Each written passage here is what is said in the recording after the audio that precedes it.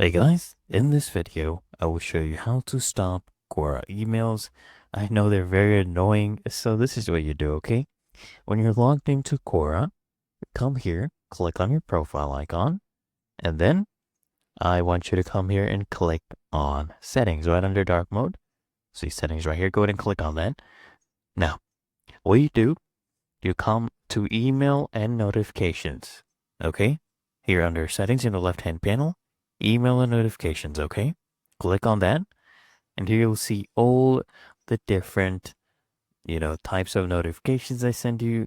Most of them are quite annoying and they're not really necessary. So whatever one you do not like, you can go ahead and toggle those off. Okay, I do not need these. And toggle those off. Okay, even these ones, I do not need an email for every small thing. Okay, these are okay. And you can go ahead and check it out, see what you do not like, and just keep toggling them off. Okay, and as soon as you click out, don't worry, it automatically saves. And it's really that easy and simple.